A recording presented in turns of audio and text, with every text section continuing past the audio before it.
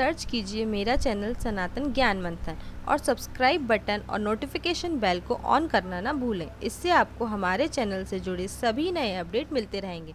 Hello friends, मेरे YouTube channel सनातन ज्ञान मंथन में आप सभी का स्वागत है। आशा करती हूँ आप सभी को हमारे द्वारा बनाई गई वीडियो पसंद आ रही होंगी।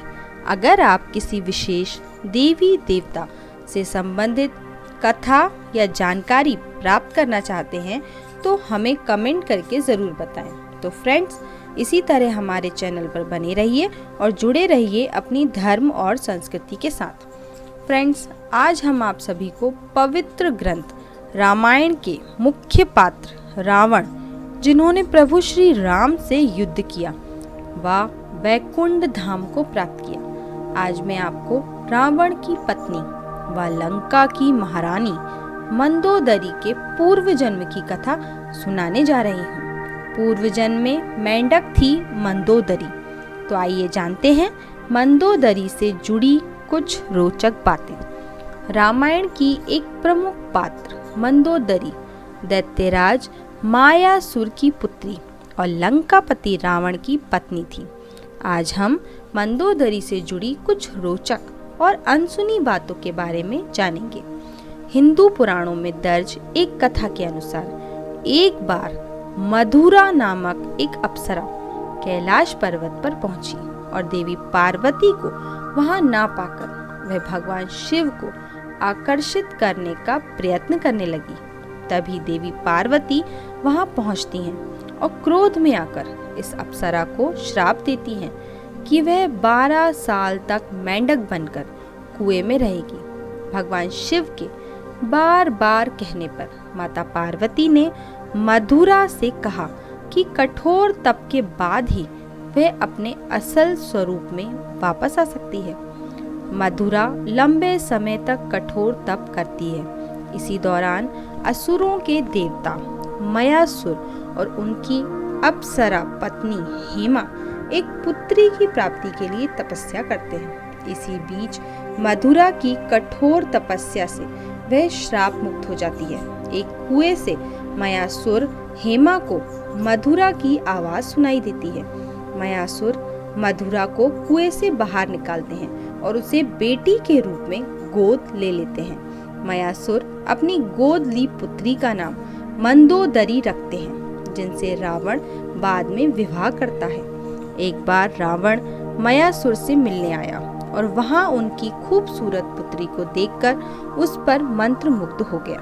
रावण ने मंदोदरी से विवाह करने की इच्छा जाहिर की, जिसे मायासुर ने अस्वीकार कर दिया।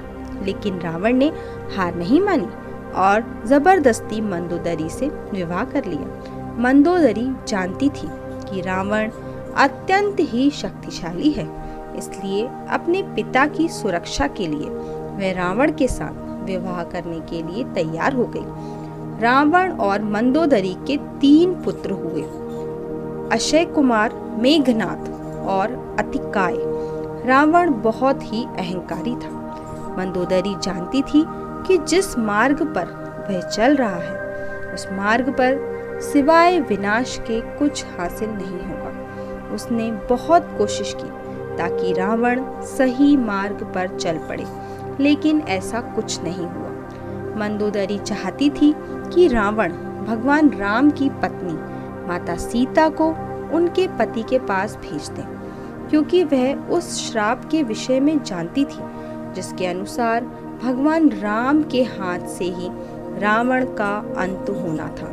लेकिन जब राम रावण युद्ध हुआ तब एक अच्छी पत्नी की तरह उसने अपने पति का साथ दिया और समर्पित स्त्री की पहचान कराते हुए रावण के जीवित लौट आने की कामना के साथ उसे रणभूमि के लिए विदा किया। सोने की लंका की महारानी मंदोदरी रामायण का एक ऐसा पात्र है जिन्हें कभी ठीक से नहीं जाना गया।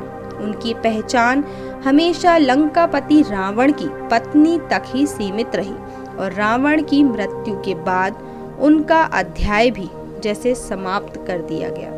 बहुत कम लोग जानते होंगे कि रावण के बाद मंदोदरी के साथ क्या हुआ था।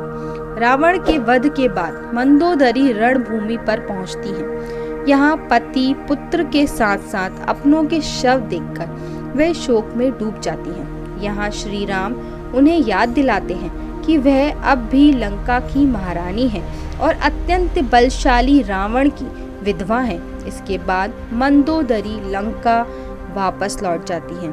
एक किंवदंती है कि अनुसार पति पुत्र के दुख में मंदोदरी खुद को महल में कैद कर लेती हैं। वह पूरी तरह से बाहरी दुनिया से संपर्क तोड़ लेती हैं। इस दौरान विभीषण लंका का राजपाट संभालते हैं। कई सालों बाद मंदोदरी फिर से अपने महल से बाहर निकलती हैं और विभीषण से विवाह करने के लिए तैयार हो जाती हैं। विवाह के बाद मंदोदरी ने विभीषण के साथ मिलकर लंका के साम्राज्य को सही दिशा में आगे बढ़ाया। मंदोदरी विभीषण विवाह की कहावतों पर ही आधारित है, कुछ भी ग्रंथों में वर्णित नहीं किया गया है। रावण की मृत्यु के पश्चात मंदोदरी रावण के शव के साथ ही सती हो जाती है। तो फ्रेंड्स, आप सभी को हमारी ये कथा कैसी लगी नीचे कमेंट करके ज़रूर बताएं।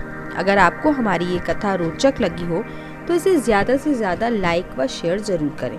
अगर आपने हमारे चैनल सनातन ज्ञान मंथन को अभी तक सब्सक्राइब नहीं किया तो सबसे पहले हमारे चैनल को सब्सक्राइब करें। अब हमें दें इजाज़त। Thank you friends.